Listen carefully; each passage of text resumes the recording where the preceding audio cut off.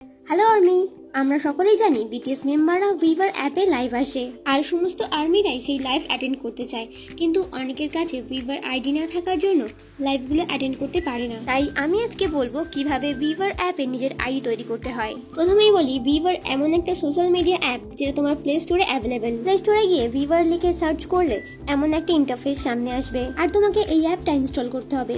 এটা ইনস্টল করার পর তোমার সামনে এমন একটা ইন্টারফেস আসবে যেখানে লেখা থাকবে স্টার্ট উইভার। আমরা ওখানেই ক্লিক করব।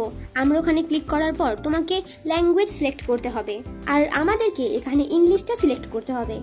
যদি তুমি অন্য কোনো ল্যাঙ্গুয়েজ মানে কোরিয়া আরেকটা কি ল্যাঙ্গুয়েজ আছে ওটা সিলেক্ট করো, তাহলে পুরো অ্যাপটা ওই ল্যাঙ্গুয়েজেই চলবে আর তুমি বুঝতেও পারবে না কি বলছে আর লগ ইনও করতে পারবে না। এই ল্যাঙ্গুয়েজটা সিলেক্ট করার পর তুমি নেক্সট করবে। নেক্সট করার পর তোমাকে জয়েন বা লগ ইন করতে বলবে। আমরা সিম্পলি লগ ইনে ক্লিক করব।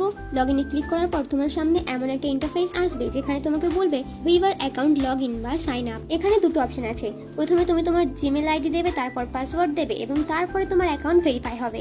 এটা করা একটু জটিল হয়ে যাবে। ইজি হলো গুগল সাইন।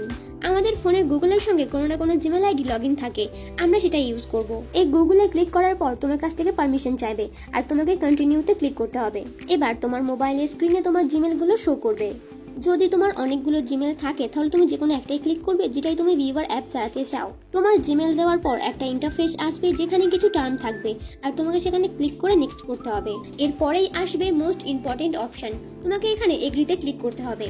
আর এই অপশনটা শুধুমাত্র একবারই আসবে।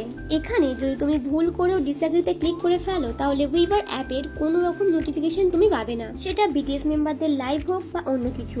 এখানে আমরা এগ্রিতে ক্লিক করার পর এটা আসবে আর তোমাকে এখানে ক্লিক করতে হবে। এটাতে ক্লিক করলে তোমার আইডি একদম তৈরি। তুমি এখানে মাই আর্টিস্ট অপশনে যাও, প্লাসে ক্লিক করো, বিটিএস সার্চ করো, তোমার সামনে বিটিএস চলে আসবে।